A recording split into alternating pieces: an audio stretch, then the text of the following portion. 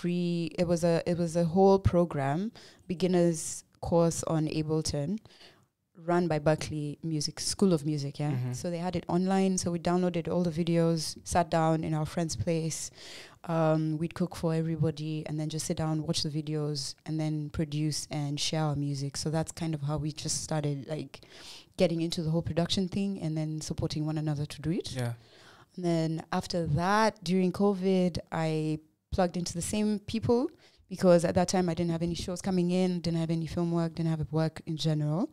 And I had started this thing to challenge myself, which was called a Beta Day project. And so decided that I wanted to do it with other people again, like, because doing it by yourself is a bit... So you want to do the challenge, but you don't want to be the only person doing the beats. Yeah, and not the challenge per se, but just producing in general. Okay. Yeah, because, I mean, you make stuff, but you never think it's good enough. You need someone to listen to it or, like, to just push you to, like, release it.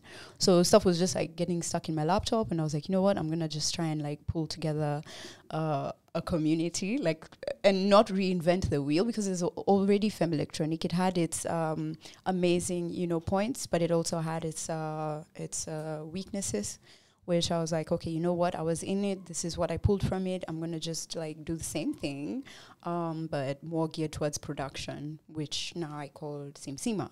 Okay. So then reached out to the Nest at the point they were being supported by Mama Cash Fund to work on the Strictly Silk productions. At the time, they were not ready to go into funding that kind of program, but they did finally come through last year. And we ran some workshops last year. Like, it was very short, 2 days. But before that, I'd also reached out to Santori, and they were gracious enough to, like, take us on board and also help us apply for funding from Women in Music in Africa. Okay. And yeah, we got the fund, and we did like a whole, how long was that course? 2 weeks, I think. Music, just, yeah, still production. Got people who are, like, professional in the industry. It was Kamaru, Tony Nwachuku, Jane Anison from Berlin, like... a lot of people who were already doing this, and they shared a lot of knowledge with us. And yeah, just keep it moving. So for like us who are learning about Santori and like don't know what Santori is, I'm sure like you might not be able to give the best answer, but like if you could give like an understanding of what Santori is, what is it? Because I've seen, for me, from my eyes, like we see a lot of the producer workshops that they put together. I see a lot of like the Ableton circles that they're doing. So there's a lot of producers out there who could really benefit from a lot of these programs if they knew. Yeah. So like they're listening, but they don't know. You know, like you only know what you know. Like if someone told you, oh, if you go this way, you can avoid all of this other bullshit. Like, so I feel like they offer a lot of the stuff that you can remove all of the snakes and the middlemen out of it and like learn how to do that. Because at the end of the day, they're just creatives. They want a space where they can create. Yeah. But you don't find that space until it's too late. Yeah, exactly. Because what they're doing is so important for, especially where we live, where people don't see the value in art. People don't buy, people don't support. So it's like, we need someone who can foster and help you grow before you can get to the point where you're making money from what you're doing, which can take a long time. Yeah. So, I mean, yeah, I hope I do this justice. Hope David is not listening. So, Santori is an organization. I think it started about 10 years ago. I think we were celebrating 10 years the other day. Either 10 or 7 years. And it initially came together at a festival in Zanzibar, where they noticed that a lot of the artists that were getting sidelined were actually traditional music artisans who had come with the instruments to an electronic music space and were not being included, basically. So these guys set up a makeshift recording studio on the grounds and recorded some of the artists, and then just had a big party replaying some of this music. So that's ideally where the idea started. And the two founders are David Tinning and Greg Tendwa. I think you know Greg Tendwa, maybe not. Okay, yes. And then, so they've been, kind of pushing for an alternative expression of how you actualize your traditional music into electronic music. And for the longest time, they were doing this from the artist's perspective. But more recently, now from creating or rather supporting the artist to become the artist, you know? And they realized where the gap was in music education. So these programs that you're learning of just now are very recent. Actually, we have Janice Iche in the room, who was part of the first cohort, the intermediate class cohort. And yeah, we have Sisian in the room, who's also a tutor in this cohort. I guess we'll introduce them later. But it's very recent. We currently have 40 graduates. And right now there's a beginner course happening. So the program itself is called SEMA, which stands for Santori Electronic Music Academy. Okay. And it's offering a full curriculum on music production. The more advanced stages are exploring other software aside from Ableton, but Ableton has been the predominant supporter. Why Ableton? program. Like, why is Ableton someone who, like, are they just supportive? Why? I think they're just very supportive. Like, Logic doesn't give a fuck about guys? No, Logic is very accessible already. I guess they're doing something right, because like most producers you listen to will be like, I may fuck with Logic. Yeah. I don't mess around with Or Fruity Ableton Loops or whatever, FL, But like, exactly. I feel like Logic, Ableton is actually going out and reaching out to producers and like, yeah, we're involved. We want to like work with you. We want to see what you're Exactly. making. We want to support you. That's weird, That's what they did for us when we did the first program at my friend's place. When we finished the music, Camaro advised us to just compile everything we did, send it to them. They sent us all licenses. That's crazy. So I think they just understand that in this market, the software already is super, it's very, like there's a lot that's possible with it. It's very complex to a certain extent. So they understand that, and it's also a bit pricey. So True. they feel like I feel like this is where they sat down and they were just like, if we don't give it the push it needs, then like guys are not gonna be. Because you gotta show people the producing with value so us. they can pay for it. Exactly. Yeah. Yeah. So there's something interesting you're doing with this project, and that I mentioned in the beginning, collaboration is very important to you. Yes. So you have some people in the room, and I want to talk to them for a bit. But Yeah. you've been making music, producing. You've been doing what you're doing for a while, and you've met different artists, different sounds. You met different. So like, why these sounds? Why these voices? Why? I'm curious because you've heard a lot of different sounds. Why did you go with this with this whole project? Like, what's a sound? What's this? What does it sound like? How would you describe it to someone? Okay, so first of all, I don't know if how long have I been producing? I don't think I've been producing for a while, to be honest. Okay. It's just been like a bit over 2 years now. And this is like the first solid project that I'm putting out officially. So I feel like the initial collaborations, it was a lot to do with the people that I really respected in the scene as well, and the people that I had in my circle at the time who I was like interacting with, and like people who were like part of whichever program that I was involved with at the time. And like for example, like with Ward and Sharon, literally just people who just reached out and were interested in working with me. Yeah. And I was like, even that small bit of like you just actually reaching out to me, like I really value that stuff. So I feel like the sounds evolved from a point where I was ready to just like explore, and the people that were coming in were also ready to do the same thing. So I can't really box the sound of the EP. And also I feel like I collaborated with some fucking amazing people. Mm-hmm. Like I don't know. I'm not trying to be like mad, juju-y about it, but I was like it's just the way it was supposed to be, to be honest. So what about Land? Okay, why does Land have two names? Hey, we have someone in the room. Oh, why does Land have to? Okay, let me explain that. And she's gonna also help us, but like, yeah. Yeah. So Land, we'd finished the first demo with Sisian first before we sent it out to Kasiva.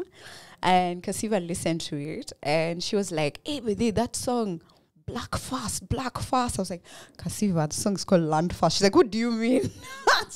So what do you mean? She's like, yeah, mimi nasikia tu Black Fast. Manzi alafu nasikia watu wakiwhisper. I'm just like, by the way, actually, when I played it again, I feel like the way Sisian was saying the word land first, and then I don't know how the acoustics just like flowed one over the other. If you listen hard, you can hear Black Fast. So that's where I squeezed in the words black, after we'd finished, collaborating on it. Yeah, so that's how it came out. And then Benny is actually in the beginning, which symbolizes the first complete piece, first of all, and was ideally supposed to be the first track on the EP.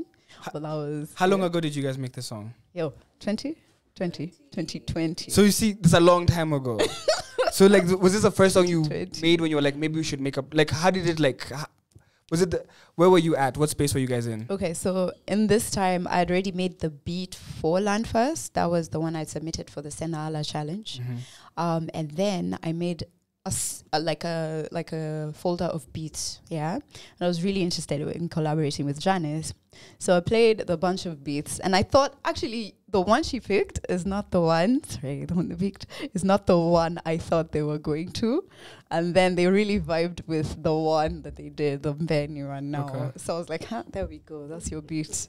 And I think they recorded the vocals on the phone. It was crazy. It was really crazy. We'll do this. Yeah, they're going to tell you this story. Okay. But yeah, that's how that came about. And also a friend of mine from Berlin called Juba, she's a DJ producer, had reached out and asked for a submission to a compilation that they were working on, but unfortunately it didn't take off. But they gave us the permission to just do what we wanted with the track. And obviously, working on this EP, I was like, this one must be inside, and it's actually gonna be the focus track of the whole. It's launching on the 21st. So Okay. Yeah.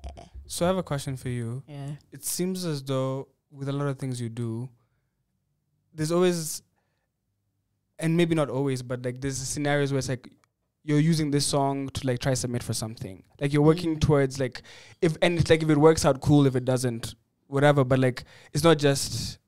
I don't know, how does that work? Explain that to me. Does that make sense? What I'm asking. I mean, that was the issue. I mean, not the issue. That was the case with those two tracks. But that's it. Okay. Like, yeah, because I was initially, my production journey began with me just trying to challenge myself to like put stuff out, because I never put anything out. Yeah. And if I did, I'd do it quietly. Like I have 3 tracks on SoundCloud. No one has never see. You'll go scroll and find them down there somewhere. Didn't promote them or anything. I was just like, let me just put this. Why did you take time to get to the point? Just like, okay, I want people to hear my like. What was holding you back? I think it's I mean, partly maybe imposter syndrome, where you feel like this is just not ready for anyone to hear it. It's not good enough, or like, what am I trying to say? Like, what is this even? You know, it's just like it's partly a me problem. Yeah. Partly a problem where I felt like I just didn't know how to do the whole thing. Because I remember the first time I wanted to drop this EP, I told a friend of mine, and he was like, cool. So you have a distributor? I was like, who? You don't just like put it up on. Yeah. So he's like, shit, you don't have so like you need to have it like on different platforms and stuff. So I had to like reevaluate the whole release strategy. I just feel like it was super daunting to even think about like putting out stuff any other way than just putting it out on like Bandcamp or SoundCloud and then sending guys links and stuff. So yeah, I just feel like I make music. I'm not super confident in what I've made. I don't know if anyone is even going to be messing around with this. Why should I put it out? I'm not yet good enough. Like just that whole, back and forth. That's why I feel like I never went ahead with this. For you, and I guess specifically for you, you wear 2 hats. So it's like some people see you like as a DJ, some people see you for film, like, but then you're also a producer. You're not one thing. You can't say like, oh, she's just a DJ or she's just a producer. Like you can wear you're multi-talented. So how do you balance like, okay, like how do you like what's the balance been like for you? The DJ versus producer hat. Jacqueline says Shukisha. Because I don't know, like, because can you be both? Are you both? What are you? I mean, okay, so let's just maybe throw it back a bit. My film career reached like what I would like to call like a crescendo. At the same time, my DJ career was crescendo. So at the same time, when I was recording the Boiler Room set, I was part of a feature film where I was the DOP under training, and so this happened. Like I was at a crossroads, and I was told you have to choose one. You can't do both. I was like, no, I'm gonna do it both. Yeah. So like during COVID, fortunately or unfortunately, my DJ career just there was no shows. Lost my agent. European tour cancelled. Nothing was popping off. But I was shooting a feature documentary with a friend of mine called Akwal, amazing director. And so that kind of lined up. right now, as I speak, I've had to let go of a lot of filming work because now I'm pushing my music. Yeah. And it's actually reached a point where I have to decide, which is painful because I like doing both, but you can only do so much, you know. So real question, like, okay, here you are, you could make money, you've made money from DJing before, you know, with the film or the cinematography, you will make money, you can make money. With this music thing, with the production thing, it's something you're new to. So like, you're not gonna make money initially. So it's like, it's scary because it's like, bro, I'm not gonna make money from this, but like, I know in the long run I can build, like, you know what you're building towards. Yeah. But then how do you like make sense? As much as it doesn't need to make sense for the world, it has to make sense in some way. Like, how are you making sense of it? Like how are you surviving genuinely? Like, now with just this. So I just thought back to my bank balance. No, you're not your M-Pesa balance, I promise. Things are wow. But like, I have support. Okay. You can't do this without support. Like, you need like some sort of system. Either it's your family, your friends, your partner. You need some sort of like a fallback, because I feel like you're in a very privileged position if you decide this is gonna be my path, and everyone is just like, where are you gonna get the money from? And you keep pushing there. I can say that I can eat, I can move from point A to point B, but I won't lie. I'm at the point where I'm just like, is this going to make sense? Because you're applying for your own documentation, applying for visas, just like, pushing promo, using your own money in the beginning. Like you said, music takes time to kind of give back. Yeah. It's been tough. It's been tough. And as much as I've been signed to a label, we still haven't had our initial, conversations. How's this going to go? How much are we spending on this, on you, on the project? How are we going to support you to record it? Yeah. None of these convos. We're going to have them actually this week. When you go. Yeah. So what's Infine? Like, so the project's coming on under Infine Music? Yeah. So who's Infine? Yeah. Is it Infine? Infine? The French Kizungu is not in the room. I don't Infineo, yeah. Infineo. I know they're in Paris and Berlin. So, yes, so how did you guys link up and how did this come about? So last year when I was thinking about releasing the EP, someone from the UK, a promoter, reached out to me, sent me promo for another artist they were working for. And I liked the way they'd laid out their press kit. And I asked them, because I was like, I have music. How do I do this? And they were like, you know what? Send me your music. Let me see. I can give you some ideas. Yeah. When I sent them the music, they really liked it. By that point, the EP was done, and we'd set a first release date was July 10th. And they were like, okay, we can hook you up with this whole, it was like a nice PDF page, your picture there, download link, a bit of a brief overview of the album, and a bit of a bio of the artist. So initially that's what we were going to do, but then they were like, you know what, actually we can help you work on like a plan to release a proper rollout. Yeah, like, remember the questions your friend was asking you? Yeah. Do you have a distributor? Do you know the things that you did? You had no like, clue. Who? Hi. Yeah. So they decided to help me come up with a schedule and asked me which tracks I would like to release first. Maybe those could be singles. And then they hit up several of their friends who were in radio. But initially, this was all focused in the UK and Europe. Like, the plan did not fall back on these sides, on Africa, on, any radio stations here in Kenya. And so when we were rolling it out for the second, I think the first time it fell through because the distributors were not responding to our emails or to his phone calls, and people didn't really seem interested. But it just dawned on us that guys had been silent for 2 years, but they were not silent. They were actually recording music. So when things started opening up, everyone was busy. Like, no one was able to respond to anything that you sent them. So then I sent it to somebody to mix it for me, someone called Dominic, who I found on IG. Really? Yes. He had mixed Slickback's album. And I was like, I like Slickback's music. Let me just hit up this dude. So I hit him up, and he was so gracious. He was like, what budget you have. Actually, I can give you for a fraction because I understand it's COVID. I'm trying to support artists. So he mastered the EP for me, but had been reached out to by Infineo because Infineo was looking for people to do remixes. So he sent Benny actually to the label. The label liked it. And they were like, you know what? I think we want to work with you. Then they went quiet for 6 months. So a whole like, 6 months. Are we gonna, do we go? Do we wait? Do we go? Do we wait? Hey, 3 months. Do we go? Do 4 months? 5? I was like, fuck, we're releasing this in November 25th. That was now the final date. Then they hit us back when? November 5th. Pap. They were like, actually, we want to help you release this EP if you're interested. After so 6 months. Had to change, yeah. Because I was like, you know what? If we get like the push of, and it's been done like since it's like been done. It's finished. Just sitting there waiting. So how do you how can you be patient in that moment? Like how do you stay still at having faith? That's crazy. At just waiting. Having faith. Guys, what? I love your nails, by the way. It's so fire.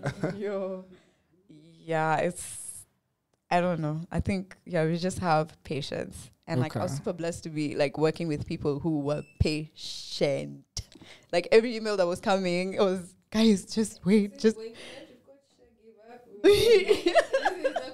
It's not coming out. But yeah. Not like giving up completely. Yeah. But like, just I was like, you know what? It's okay. Whatever happens with this project, I'm here. I will go with it all the way. That's what I decided. I was like, I don't know when it's going to actually come out because it kept the date. Oh, please. I'm here. Okay. The date kept being pushed back or forward, like forward.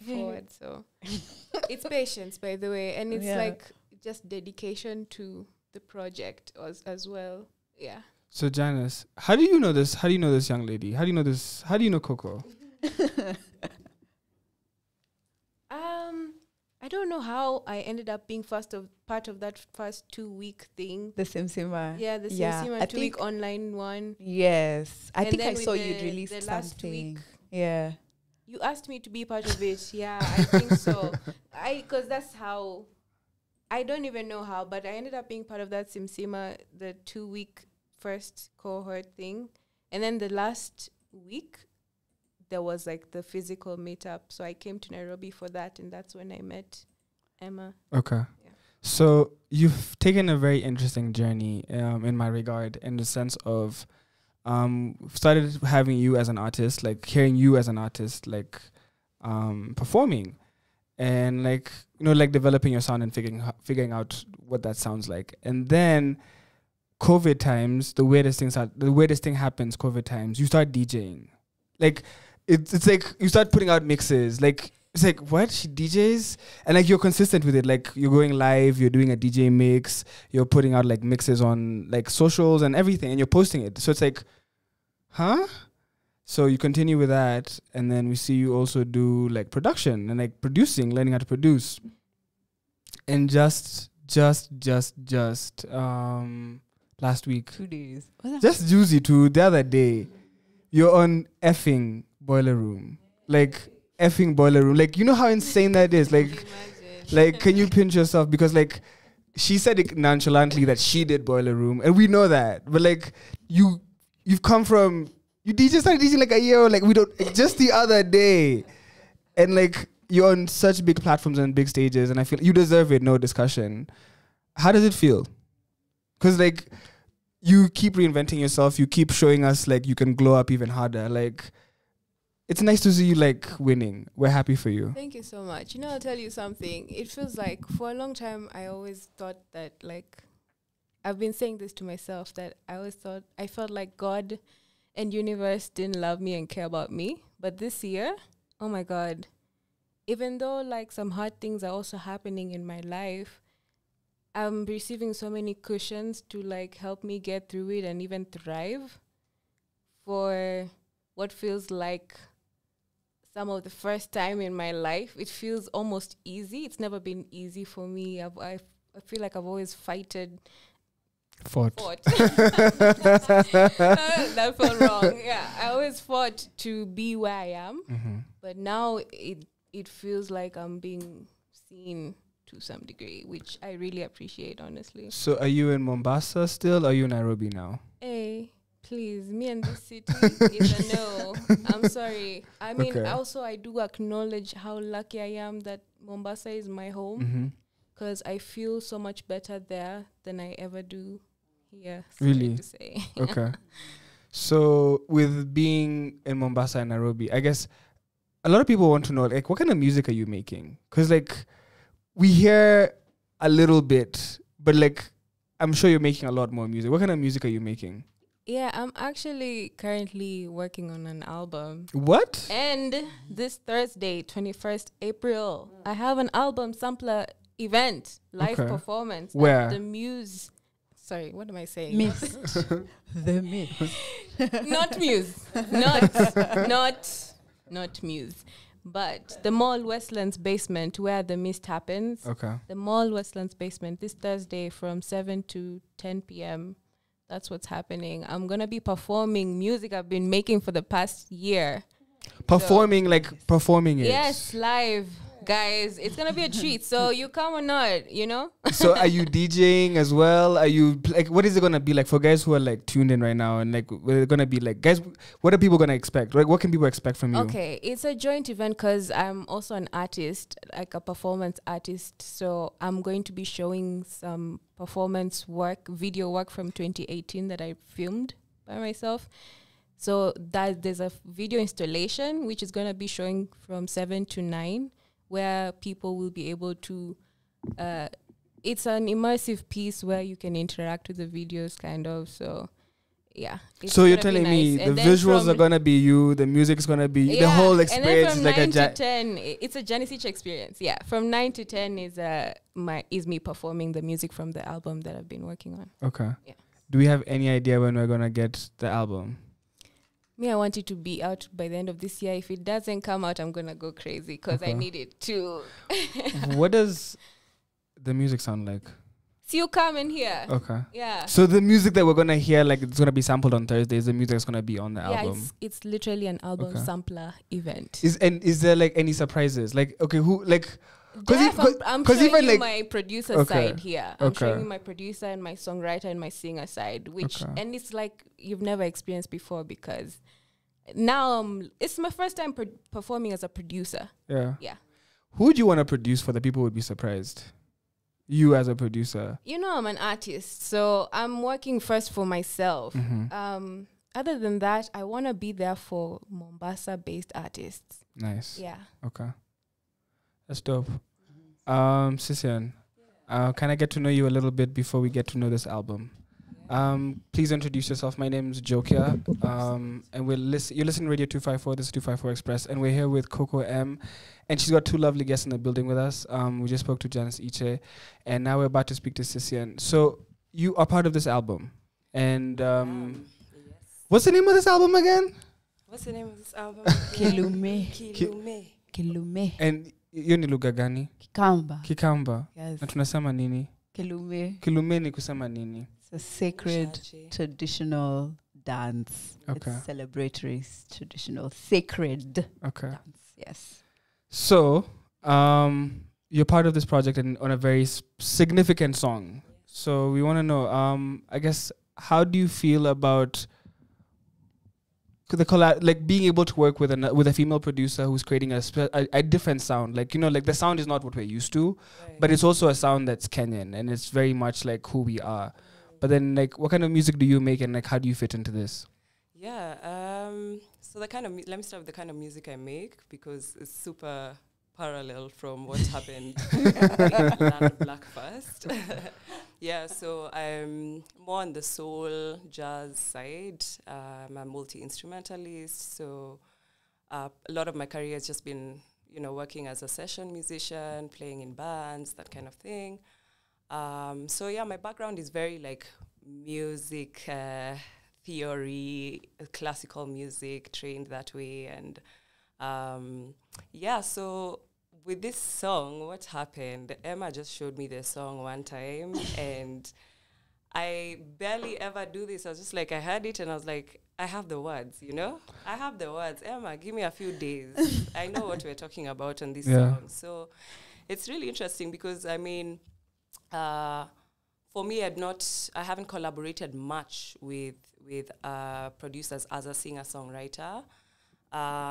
So there was already that was, it was a very new thing for me to just actually hear a song and be like, I think I know what this song needs to say. So, and obviously working with Emma was amazing. I remember that studio session. In fact, I'm so sad I lost my last phone. I had videos of that moment. I was ready for the song to come out. I had my content. Really?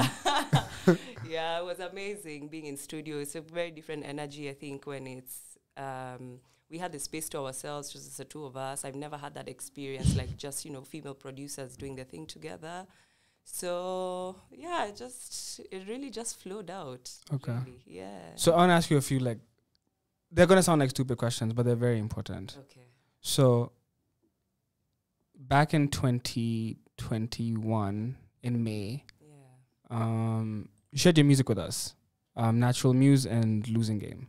Yeah, was that 2020? No, that was 2021. That was 2020. So when you sent it, now it was 2021. I shared it here. Yeah, right, that's true. So, but I guess I'd like to know about your journey a little bit in the sense of, how do I say your name correctly?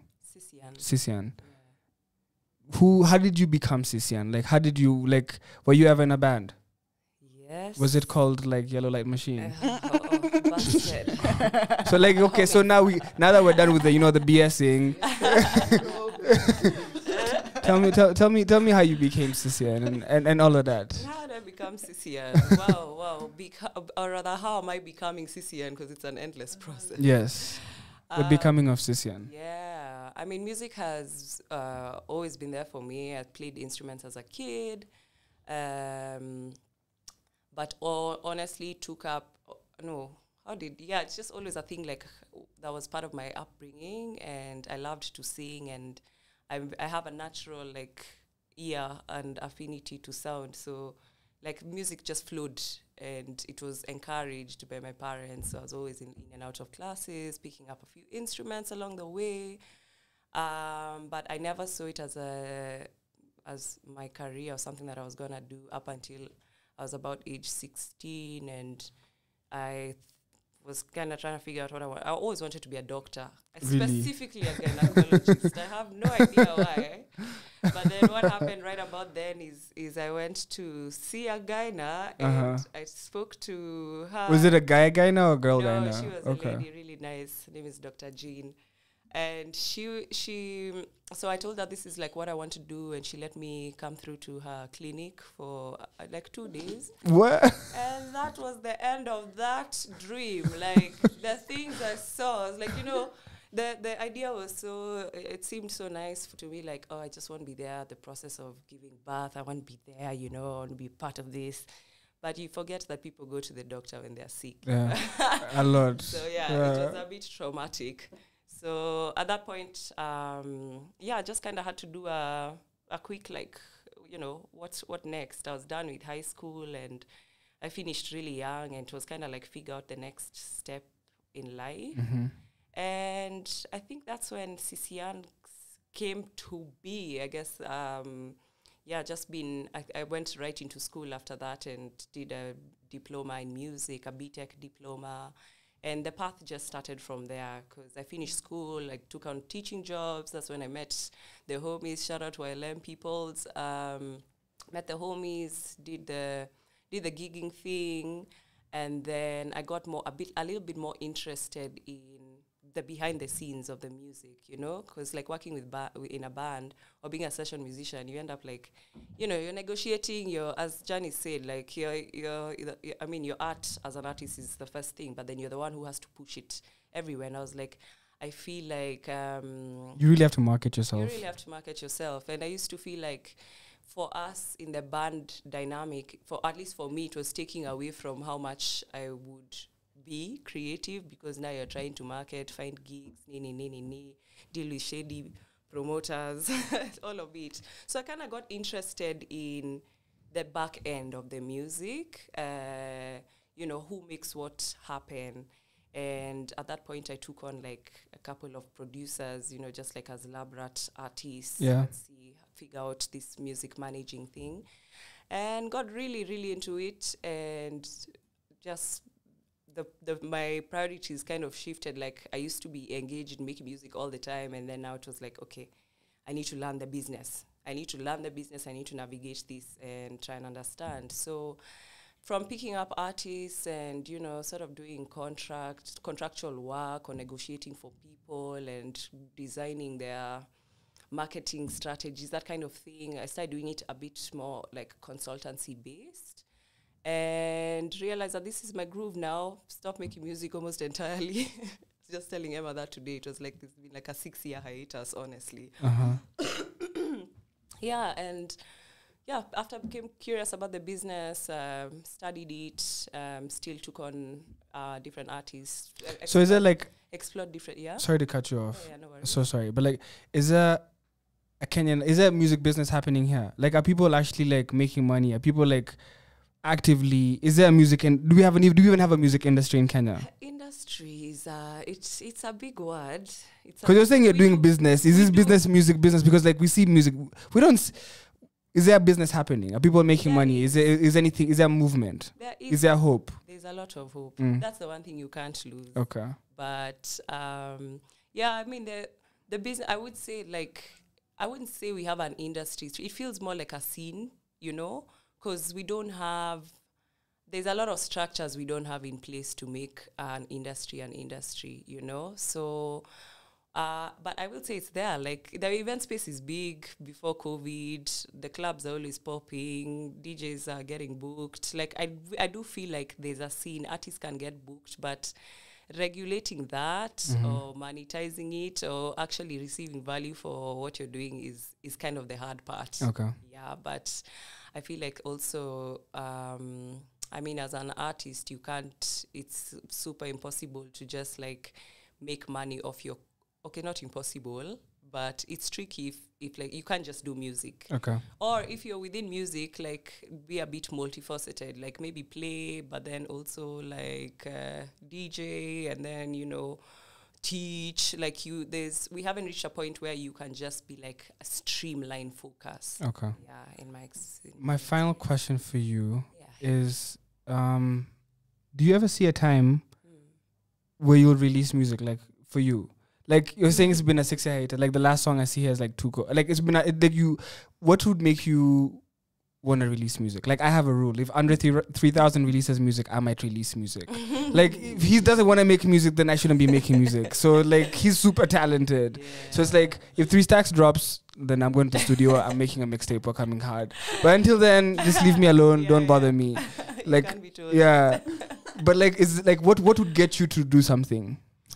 What would get besides like hearing something like Coco gives you and you're like, yo, give me, I got it. Yeah. Like what would inspire you to make music again? I'm working on it, honestly. Like I don't know how to answer that. Like I don't know what's I think I've acknowledged the things that have stopped me. I do feel like there was a lot of like spiritual blockage because art flows, and for me music is just such a part of me that like I feel like since it's so personal to me, I just don't see the need to share, that's been my issue. And I think maybe a lot of like imposter syndrome or doubting my art or my craft. But I think I've done a lot of work on myself to get to a point where it's like, you know what, stop overthinking this shit. Yeah. So like I'm currently learning how to produce again, or like taking that a bit more actively. I'm also picked up the decks. I'm surrounded by too many epic yes. Like, yes. You know what, I need to, so creatively I'm on it. I expect a release this year. Okay. Yeah, expect That'd something. Be super dope. Something, yeah, okay. yeah. Let me not make any grand announcements, but I'm putting in the hours. Okay. Yeah. Janice, I have a few questions for you, and then I want to get into the project. So some of them are going to be trick questions, but like it's not going to be too much tricks.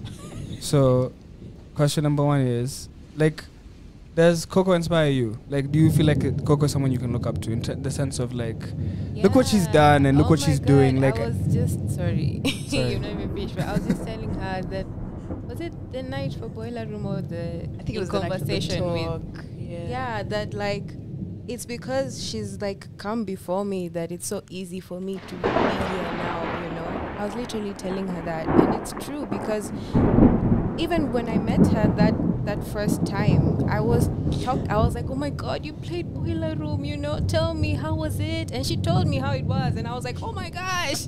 And at that time I was just thinking about starting to DJ, you know. Yeah. So it's really wonderful just how things come to happen, and yeah, for sure she's someone I've looked up to. Yeah. So now that you're DJing, how has it been like experiencing and hearing new music? Like, so now, for you to be, like, if you listen to your mixes, the mixes that you shared with us and put out, like, it's mixes where it's very diverse. Like, even the ones I've heard, like with Lasta, like you're jumping all over the place. Like I know you're researching, because like I pride myself in knowing Kenyan music. You're not just picking like, you know, you can pick like easy fruit, like let's get this, let's get some of this, but like you're literally like searching. So like, is it making your ear different? Like, what is it being a DJ like? If someone was to ask you that, compared to what you were doing before. Oh yeah, it's a whole new dimension, and like a whole new way for me to interact with music that I didn't have before.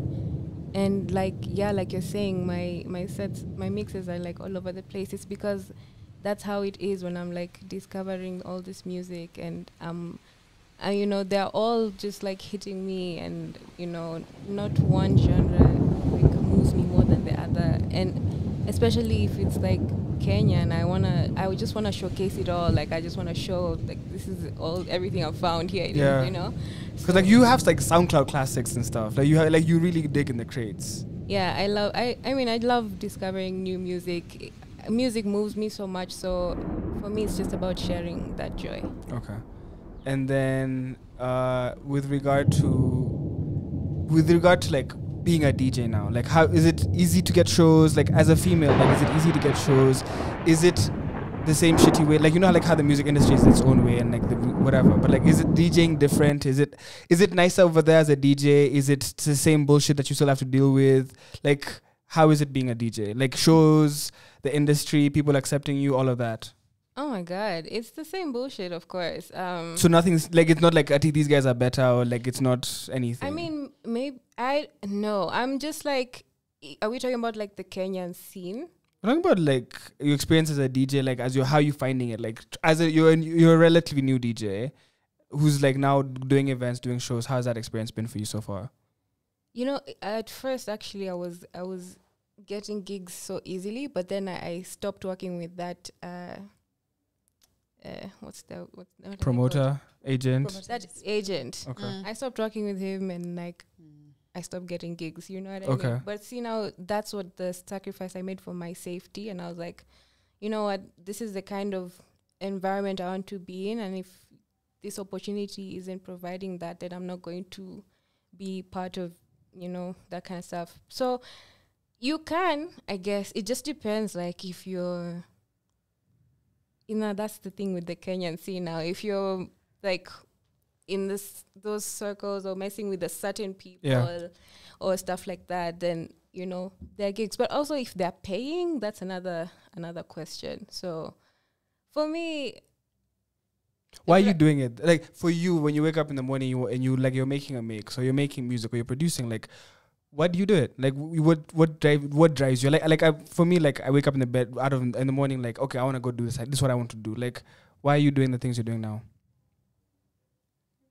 I do music for very personal reasons. Mm-hmm. It's because music heals me in the ways that I need to be healed. Okay. Like nothing else can. But I want to reiterate what Emma brought up. She said that to do music, you have to have support.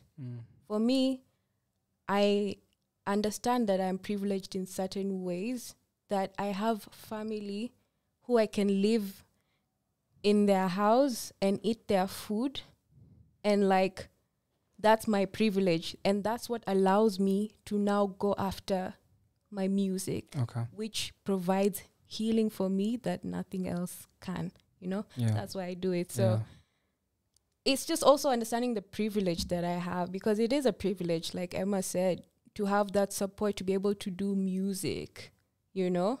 When I was out here in Nairobi struggling, I wasn't able to do music that well and because it costs a lot of money to go to studios to find like and all of that. Consistent. Yeah, it costs all a of lot. it costs money. Like especially like if you don't have people, like what I love right now about the scene is that we're finding, okay, fine, you can be told a video costs 150K, then you're told studio session costs but these days may have a camera, you have a mixer, you can produce, so we can come together, we all help each other. I'll shoot the videos, you'll mix, me I'll because otherwise we'll be stuck in a music industry that only people with money can penetrate, which is unfair.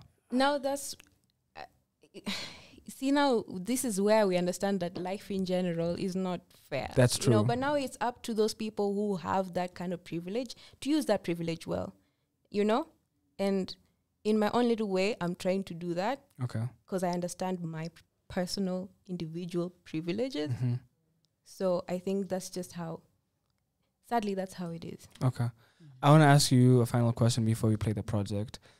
Help me understand something. So I've had a lot of artists here, but it's interesting for you guys as people featured on the album to take time to come and help promo the album. Like even you were saying, like the patience when Emma was exercising patience waiting, you were also feeling that, you know, you were feeling, it's not even your project, but you were feeling the same pain, the same washe. So like, help me understand from someone who's sitting here, meeting you for the first time. I'm like, okay, why is it important? Why would you come out of your day to support it's someone else's album, you're just featured on it, but like, why are you here? Like, because you guys have both taken your time. I'm like, okay, this is super, like, it's so wholesome. I love it. We're here but for like, the you know, music. like, yeah. We're here for the music. Okay. Well, I'm here for the music legitimately. Like, and like I said, for me, it does things for me that I've realized that I can't receive elsewhere. And so you know, it's choosing to give yourself to it and supporting it. And that means supporting, you know, other music makers around you. And like, I'm happy to be part of this project as well. Like, I'm proud of Emma and like where she's managed to get it from where we started, and like that whole journey of postponement, you know, postponing paka. The emails are there. Yeah. That's so, I'm glad like that journey didn't end, like it didn't get thrown somewhere and like discarded. It actually, it bore it's fruits. coming out next, in how many days? 3 days. In 3 days, the project On is coming Thursday. out. So I'm happy for that. And like, that's why I'm here, showing support. Yeah. Emma, how do you feel? Like it's here, it's your first. How does it feel? Yeah, it's like finally, like it's like the baby that's been in labor for like 3, 4, 5, 6 months. And now it's finally. This is a real COVID baby. You know, like because they came quick. The COVID babies came quicker than this. Oh shit, that's true. Yeah, it feels amazing, more so because finally, like, the patience is actually, like, you know, paying. For, like, I just thank God. Like, like Janice, like, it's like God is what? There's a God. There's somebody out here. Someone, just like, yo, it's just like, listen, it's just how it's coming. And also, I think COVID just taught me patience in general. Like, you just sit there. You have like zero work coming in. You have to rely on your inner, whatever you have inside now. That's when now you really because what are you? Are you these material things? Are you what are you at the end of the day? Like you have to, you're left to check inside and see. Exactly. If you don't have that, my friend, you'll be so disappointed in life. You just be, honestly, I don't think you'll make it. And I think like good things take time. Someone told me that, and I was just like, hey.